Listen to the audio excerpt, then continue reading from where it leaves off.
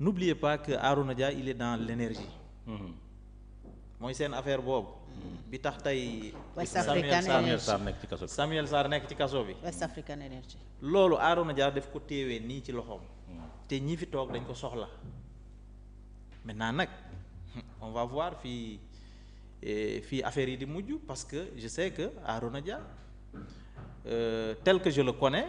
dina fexe jubale nit ñi. parce que bu jubalewul nit ñi xam nga ñi fi nekk dañuy léeg-léeg dañuy sagu rek mais ce qui est réel mooy ne que neexu leen li APR participer wul ci dialogue bi parce que tu peux pas avoir le parti le plus représentatif mu bañ a ñëw ci sa dialogue quelle image c'est-à-dire quelle image que le dialogue va refléter au niveau international parti bi gën a représentatif ñëwul bi gën a ëppale ay députés à l'Assemblée nationale ñëwul ba pare en termes de voix c'est un parti qui pèse encore ñëwul ci dialogue bi mais loolu day peser Adama wax na ko keroog te déglu naa ko j'ai aimé parce que son intervention a été pertinente moo tax dama koy reprendre nee na c'est-à-dire un président de la République du bañ ñëw toog ñëpp toog ci kanamam mu jàkkaarloog ñoom wonee ne moom mooy patron bi quelle image est-ce que cela va refléter au niveau international au niveau mondial loolu dafa am lu muy yokk ci ñoom dafa am lu muy yokk ci président de la République loo xam ne ñu bëri mënuñ ko comprendre ñun bi ñu nekkee au pouvoir un parti politique bu ñëwul dialogue daf ñuy metti mais il se dit justement que mun na am ñenn ñu bokk ci APR même authentique dem ca dialogue ba. non mais c'est-à-dire on est en politique aussi on est en politique lépp lu am rek bu mu la bett yow bu mu la bett mais gëm naa ne ñi bokk ci APR authentique encore une fois APR authentique dañ leen a xam mën nañ leen a wàññi à bout de doigt gëw ma ne ñu participer ci dialogue bi parce que nag ils sont persécutés ils sont pourchassés c'est ça la réalité donc tey amalu leen njariñ ñu dem bokk ci dialogue googu maintenant nag nangul nañ ku nekk sa liberté yeneen parti yi et cetera tout parti est indépendant mais gëm nañ ne fi réew mi toll képp ku dem participer yaa ngi légitimer ñoom li ñuy def yaa ngi dooleel ñoom li ñuy def moo waral nag man à mon humble avis tous les partis de l'opposition doivent boycotter ce dialogue là d'autant plus que ñoom ñoo fi doon wax Dembo Ndiaye yàggul dara ne ñoom du ñu mës a participer ci dialogue goo xamante ne képp ku fa participer dañ considérer ne ci ancien membres de la classe politique lañ ils vont bientôt les balayer def nañ ko kay kon lu tax ñuy sàkkuwaat anciens yooyu ñuy ñëwaat ci dialogue ba donc ils sont contradictoires parce que man li ma gëm tey mooy ne que ñoom bu ñu woowee APR dans ces conditions là mais ils doivent s'attendre à ce que APR bañ a ñëw. comme ñoom niñ doon. dans ces conditions niñ doon doxalee. ñoom ñoo ne l'opposition c'est des résidus ça c'est un deuxièmement aussi mënoo jàpp ñi nga xamante ne APR lañ bokk ancien régime lañ bokk. tëj leen ci kaso bi ay chroniqueurs de gauche à droite ba pare nga woon nit ñi dialogue ce n'est pas possible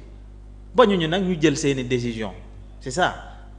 parce qu'on avait deux choix la politique la chaise vide bañ a dem wala ñu assumer dem bu ñu assumer dem aussi nañ jàpp ne lépp lu ñu fay doxal parce que dañu xam aussi dialogue nu muy demee c'est-à-dire jour ba même après jour ba du li ñuy wax la ñuy wëyal après c'est-à-dire que décision yi ñu bëgg a jël nañ ko yàgg na looluy dëgg jël nañ ko yàgg na kon ñuy li dem ñu bëgg a doxal jël nañ ko yàgg na mais ana les mesures phares qu'on avait arrêtées lors des assises pour le fonctionnement de la justice amul benn buñ ci wëyal fu mu toll ni yëpp a ngi ci suufu ci biir tiroir yi mais jàpp nañ ne tey tout ce qu'ils doivent arrêter tout ce qu'ils veulent arrêter ci dialogue ba arrêter nañ ko ba pare la ca des c'est pour amuser la galerie tout simplement ku participer ñëpp a ko war a xam en réalité maintenant nag il est bon dans souvent que ñoom daf leen di neex ñu dajale nit ñi l'image là xam nga àdduna bi gis ko ñëpp gis ko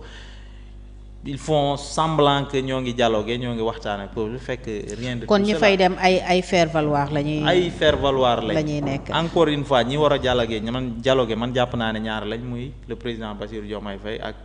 son premier ministre Ousmane Sonko parce que ils se contredisent nuit et jour je peux pas comprendre un président de la République il quitte Sénégal pour aller en Europe en France avant que muy egg son premier ministre di attaquer waa France ça c'est un. Deuxièmement keroog Ousmane Sonko le premier ministre dafa génn mu ne on n'a pas de problème politique on a un problème économique donc lu tax ñuy wootee un dialogue politique alors que c'est le président de la République qui convoque ce dialogue. Donc c'est des contradictions yoo xamante ne ñoom je pense que Thierno Alassane Sall wax na ko tey fi mu toll nii ñaar ñi war a dialoguer ñaar ñii la le président Bassirou Diomaye Faye ak son premier ministre Ousmane Sonko parce que ils se contredisent nuit et jour xamuñu nag seen ànd bi fu muy mujjee mais il y a beaucoup de contradictions entre eux waaw. d'accord très bien Adama ñu jublu ci APR su dul am na loo bëgg a yokk. waaw ci mais bëggoon naa apporter oui, quelques parce que am na yenn position yoo xamante ni du ma ko nangu ci parti politique. ok parce que li mu wax ni ñi mu doon jàppale nañu génn défendre ko. nañ génn défendre. ça veut dire que. ku nekk ak say nit biir APR dafa manqué solidarité. te su manqué solidarité xeex bi day tasaaroo. te politique xeex warul tasaaroo. unité la war a doon autour d'un combat. autour de l'idéal parce que man jàpp naa ni suñu laalee Mansour Faye Macky Sall la ñuy viser suñu laalee Farba Ngom Macky Sall la ñuy viser suñu laalee keneen Macky Sall la ñuy viser mooy pour affaiblir l'Alliance pour la République te moom en tant que coordonnateur national de la COJER warul seetaan ñuy affaiblir l'Alliance pour la République. Maintenant ma jox la information Ndeye Saly Diop Dieng est sortie libre de la commission d'instruction. ok. mooy li nga doon wax sànq. waaw li ma doon wax sànq elle est sortie. waaw mais Adama Addis li ma ci yokk rek. ngir yàlla balaa ngaa continuer dafa am lenn loo xamante ne man je suis d'accord un combat de waruñu ko tasaaroo. c'est-à-dire ñi nekk fa la ñu nekk loolu sax laa njëkk a kaas ci début ba nu mu demee woon c'est-à-dire que dañuy kenn day war a voyager dem ba comment aéroport ñu wàññi ko mu ñëw organiser sa propre conférence de presse sans pour autant que le parti soit mobilisé. c'est vrai. loolu baaxul. parce que c'est des individualités yoo xamante ne tôt ou tard loolu du jur dara. en réalité division yooyu du jur dara mais dañ nekk ci parti bu compliqué boo xamante ne. waaw léegi yow xam nga ci dara te ñi nga xamante ne ñoo ngi ñuy seetaan aussi xam nañ ci dara. après dinañ ci ñëw maintenant li ma bëgg wax mooy li la valoir sa arrestation mooy da nga demoon solidariser wu par rapport à Diégui Diop. donc moom day bañ may convoqué nekku fi woon moo tax kenn gisu ko ci. moom dafa nekkoon bitim réew. moom day solidariser wu mais quand je parle dans le cadre général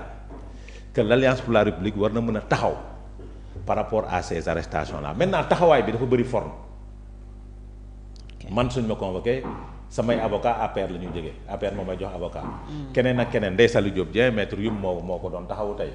ak les avocats de l'opposition donc am na ci solo par rapport à ces taxawaay parce que dafa bëri manière maintenant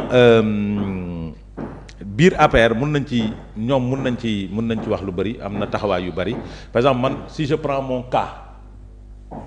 man Farba moo ma yar mais il m'a jamais soutenu quand on était au pouvoir mais je fais ce que j'ai à faire en tant que militant et parce que man maag yow ñoo yem benn kilifa la ñu am Macky Sall la tudd mais jàpp naa ni